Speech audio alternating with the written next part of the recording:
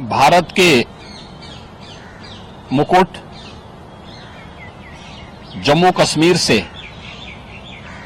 अनुच्छेद 370 और 35(a) का कलंक मिटाने के साथ ही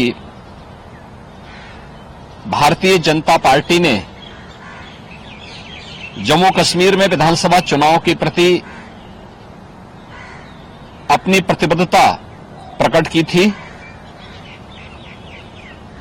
और अब जम्मू कश्मीर में विधानसभा चुनाव की तिथियां घोषित हो चुकी हैं। यह चुनाव न केवल जम्मू कश्मीर के लोगों बल्कि लोकतंत्र में आस्था रखने वाले हर भारतीय के लिए अत्यंत महत्वपूर्ण है।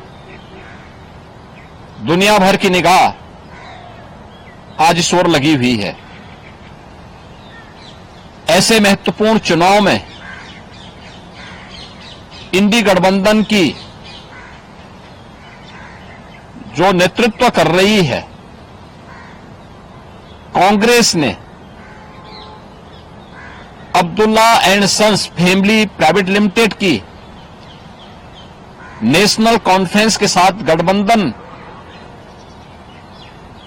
करके फिर से अपने राष्ट्र विरोधी मंसूबों को देश के सामने रख दिया है। हाल ही में नेशनल कॉन्फ्रेंस ने अपना मैनिफेस्टो जारी किया है।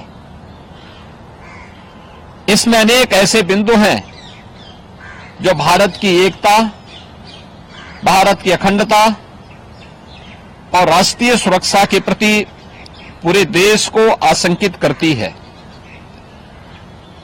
कांग्रेस और नेशनल कॉन्फ्रेंस का यह गठबंधन राष्ट्रीय सुरक्षा को लेकर के अनेक बड़े सवाल खड़ा करता है और भारतीय संविधान के प्रति सच्ची श्रद्धा और निष्ठा रखने वाले हर व्यक्ति को चिंतित भी करती है। मैं कांग्रेस के नेता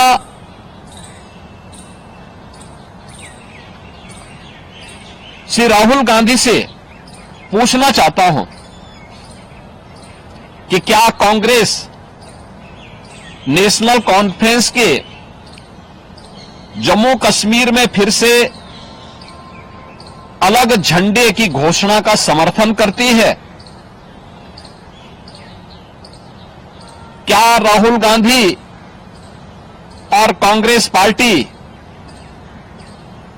धारा 370 और आर्टिकल 35(a) को वापस लाकर जम्मू कश्मीर को फिर से अशांति और आतंकवाद के युग में धकेलने के जम्मू कश्मीर नेशनल कॉन्फ्रेंस के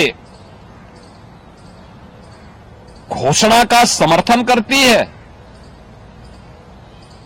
क्या कांग्रेस जम्मू कश्मीर के युवाओं के बदले पाकिस्तान के साथ वार्ता करके फिर से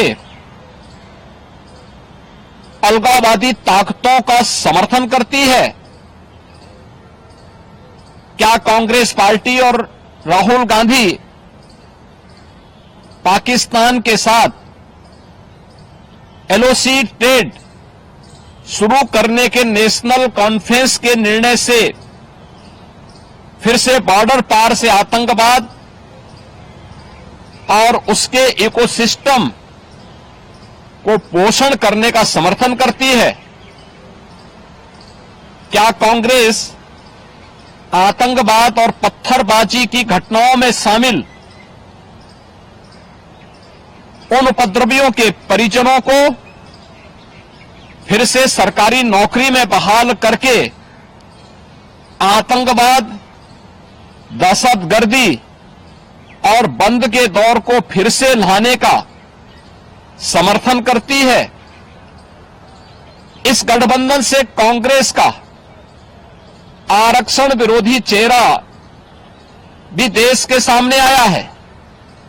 क्या कांग्रेस दलितों, गुर्जरों, बकरवाल और पहाड़ियों के आरक्षण को समाप्त कर फिर से उनके साथ अन्याय करने के लिए जम्मू कश्मीर नेशनल कॉन्फ्रेंस के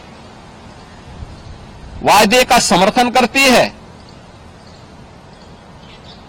क्या कांग्रेस चाहती है कि शंकराचार्य पर्वत, तख्त सुलेमान और हरि पर्वत कोहे मारन के नाम से जाने जाएं?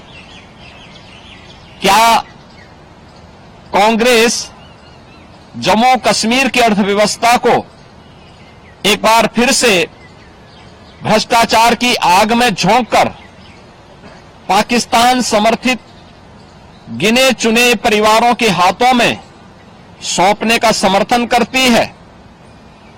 क्या कांग्रेस पार्टी जम्मू कश्मीर नेशनल कॉन्फ्रेंस के जम्मू और घाटी के बीच भेदभाव की राजनीति का समर्थन करती है?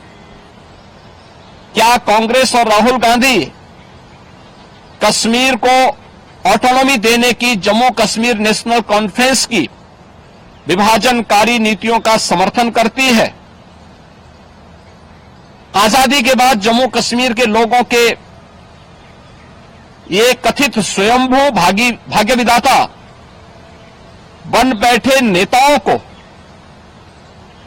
गुमराह कर नौजवानों को अलगाववादी साजिश का मोहरा जिन लोगों ने बनाया था, उनके हाथों में पत्थर और AK-47 इन लोगों ने पकड़ाई थी। आज आदरणीय प्रधानमंत्री जी के नेतृत्व में जब जम्मू कश्मीर के नौजवानों के हाथों में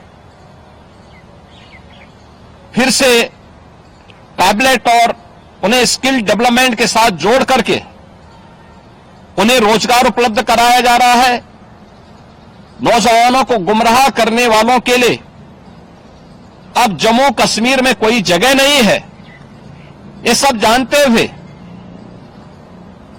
जो सपना सरदार अटल जी ने देखा था जम्मू कश्मीर के लिए, इंसानियत, जमहूरियत और कश्मीरियत का, उन मूल्यों और उन सिद्धांतों के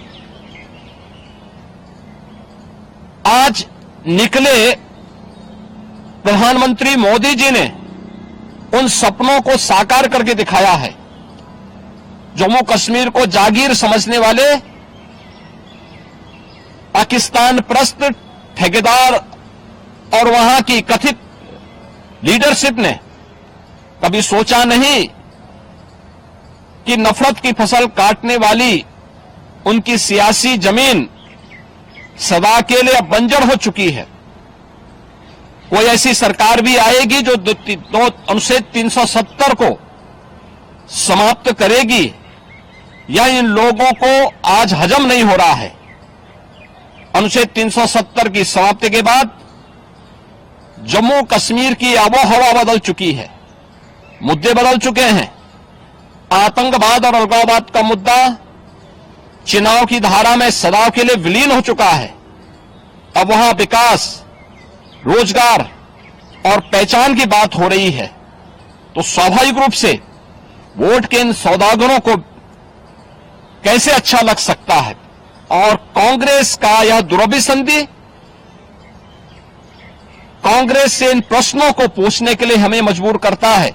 और इसीलिए मैं कांग्रेस के नेता से, राहुल गांधी से पूछना चाहूंगा कि वह देश के सामने इन प्रश्नों का जवाब दें।